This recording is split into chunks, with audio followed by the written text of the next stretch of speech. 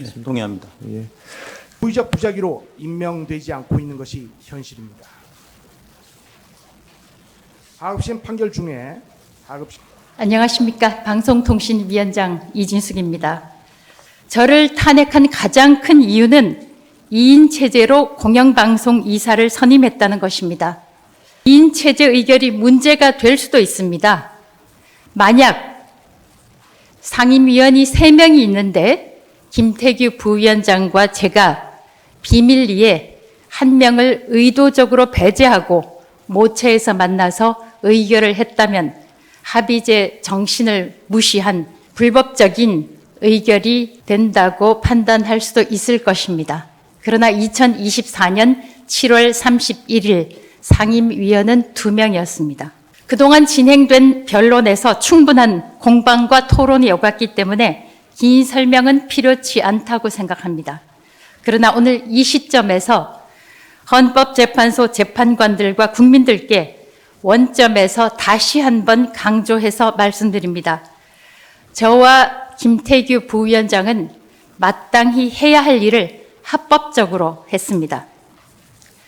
KBS 이사들과 MBC 박문진 이사들은 임기 만료를 각각 1달과 12일 남겨두고 있었습니다.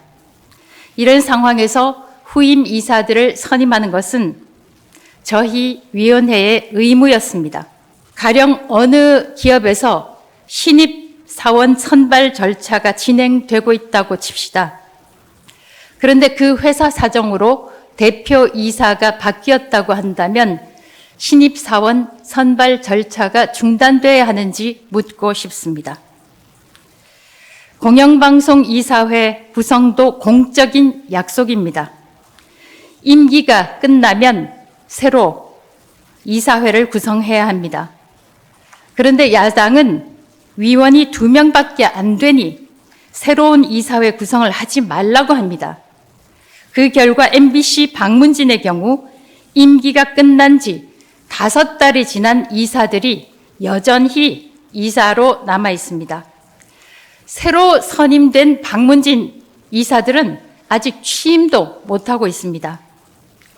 야당은 임기가 끝난 이사들의 이익이 새로 선임된 이사들의 이익보다 더 중요하다고 말하고 있습니다. 둘째, 2인 체제 문제입니다.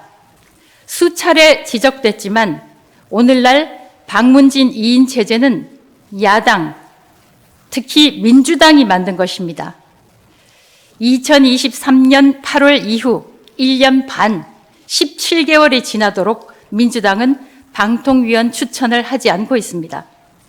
추천은 하지 않고 계속해서 2인 체제가 불법이라며 문제를 삼아왔습니다. 국회에서 어깃장을 놓고 추천을 하지 않으면 대통령이 임명하는 2명만으로도 위원회가 최소한의 업무를 할 수 있도록 해야 한다는 것을 입법자들이 진작 알았지 않나 추정을 해봅니다. 현재 MBC와 KBS 등 주요 공영방송사 채널들이 무허가 방송을 하고 있고 수백억 원에 이르는 해외 기업들에 대한 과징금 부과도 하지 못하고 있습니다.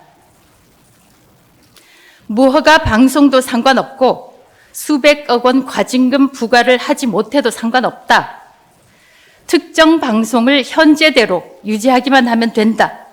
이것이 민주당이 원하는 것인지 묻고 싶습니다.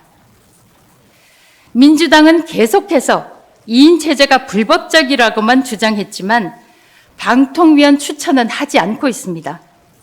오히려 방통위원 수를 계속 줄이기만 했습니다. 이동관 위원장도 탄핵하려 했습니다. 김홍일 위원장도 탄핵하려 했습니다. 심지어 법까지 바꿔서 이상인 부위원장까지 탄핵하려 했습니다. 민주당 추천 방통위원을 보강해서 5인 체제를 만들려고 하는 대신 끊임없이 마이너스 방통위원회를 만들려고 했습니다. 완전체인 5인 체제는커녕 2인 체제도 모자라서 끊임없이 1인 체제를 만들려고 했고 그 결과 지금 방통위원회는 아무것도 하지 못하고 있는 1인 체제가 됐습니다.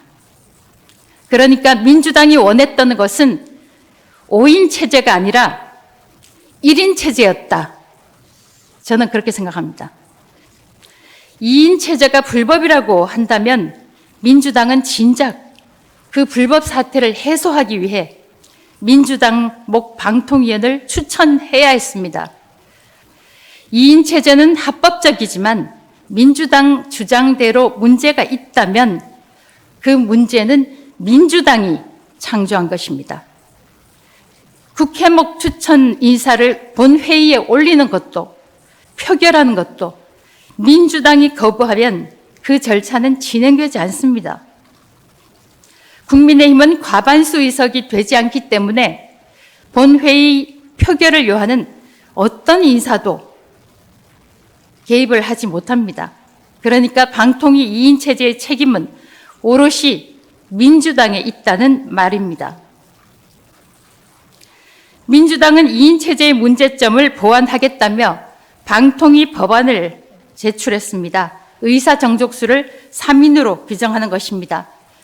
이 자체가 현재 2인 체제는 법적으로 문제가 없다는 뜻입니다.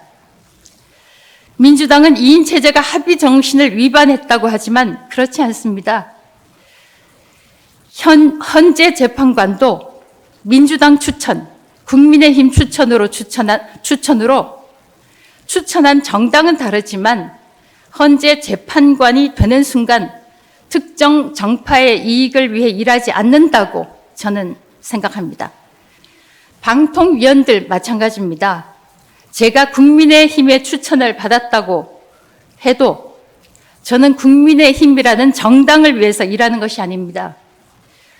또 대통령의 임명을 받았다고 해도 대통령의 이익을 위해 일하는 것이 아닙니다.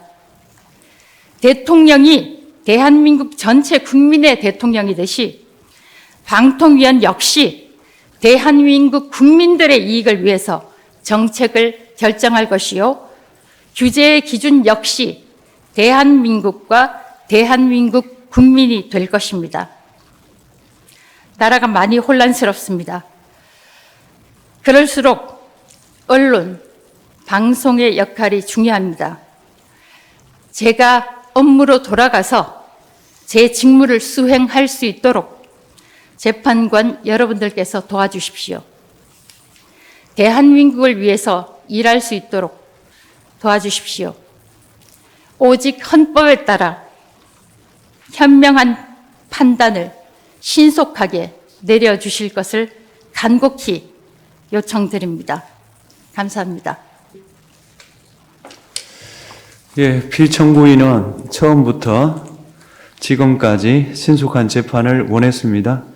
심판 청구 기각을 원하는 피청구인으로서는 자연스럽고 정당한 요구입니다. 그러나 재판관 7인 이상의 출석을 요하는 헌재법이 장애가 되었습니다. 피청구인 대리인의 신청에 의하여 가처분 결정이 내려졌고 6인 체제 하에서 변론은 할 수 있었지만 선고까지 할 수 있느냐, 이 문제에 대한 법적인 문제가 있었습니다. 결과적으로 피청구인에 대한 재판이 상당히 늦어진 점, 매우 늦어진 점에 대해서 재판장으로서 매우 안타깝게 생각합니다.